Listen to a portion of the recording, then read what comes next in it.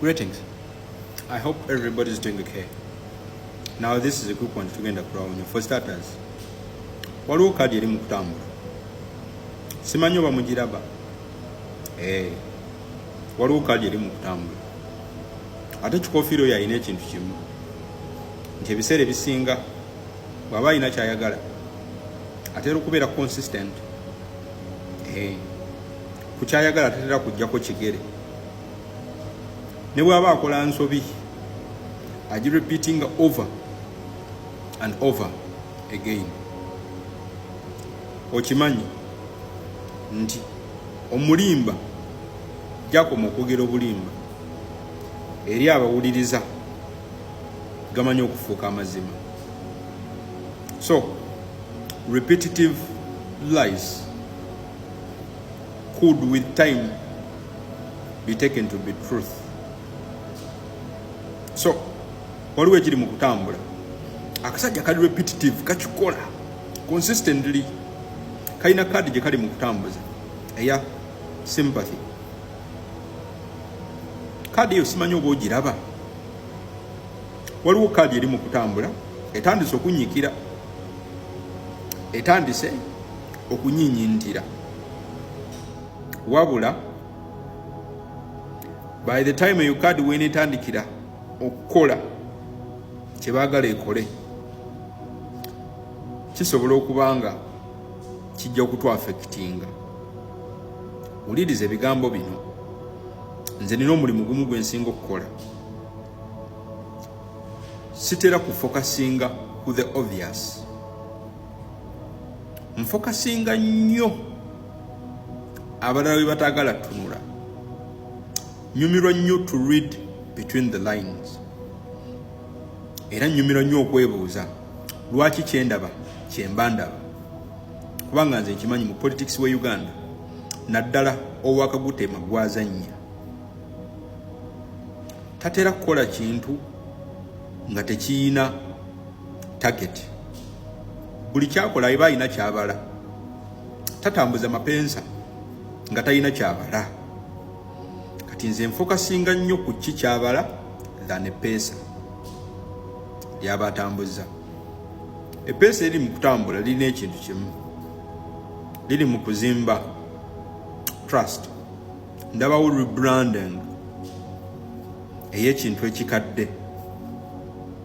Naye nga slowly by slowly okusinziira ku kifulumya olunaku olwaleero n'ebigambo ebikitambulirako kirizagaana kitandise okunyinyintira olwo oluganda olutuufu is seeking deep in the populace. Kiki olina okukola? Kadi kagute majali mu kutambuza olunaku olwaleero ogimuting. Your participation mu kubaako eddembe ly'abantu abamu lyolwanirira.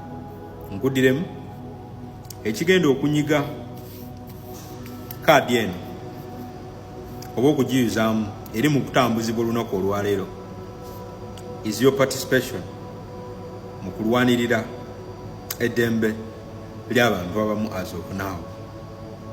If you dare stay silent,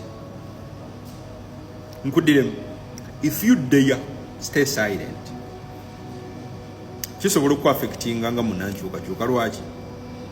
Gwe soko tulina environment weri as of now. Luli wabeerangawo ba candidates abali formidable.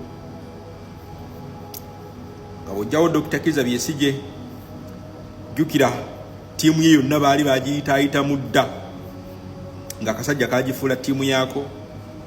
Olunaku olwaleero akasajja kati okuyimirira mu Kyagulanyi ng'ali yekka, nga bakandidate abasigadde bonna bannafu bazibu. Kawulira nkeetaagayo candidate anaatoola ku misinde gya Kyagulanyi. Kiri evident ye kadi gyendi mu kwogerako. Kyonna kyabala okitta otya. Gwe just yimuse eddoboozi lyo.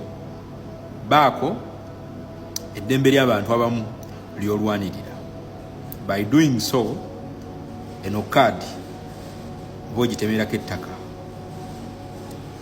Okuzimba okusaasirwa mu bantu in the populace ye kadi eri mu kutambula over the person I've not mentioned.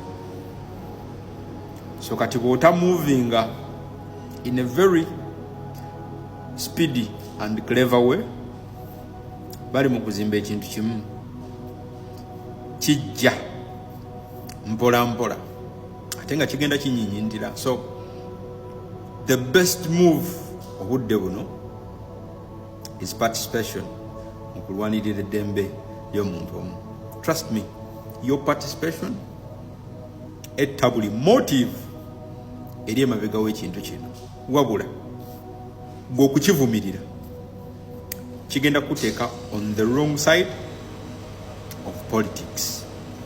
Ffe bwe tuba tutunuulira ebintu bino tubitunuulira beyond what others see.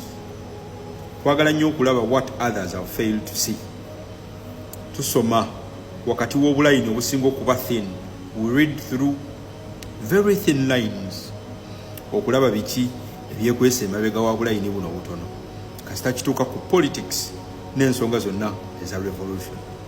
Bye byange naye nze nkugambye ky'olina okukola towerekereza ebigambo ebibi ku kyolabye olunaku olwaleero, because once you do that politically oba omuvinze empiki ekyasinza okuba enkyamu. Wabula bw'owolekereza ebigambo ebirungi n'ebisaba eddembe ly'abantu abamu awo e Uganda, politically oba ozze ku sayidi etta buli kadi gye bali mu kutambuza. Bino byenjogedde bya muntu asobola okuba nti alaba beyond what others would see.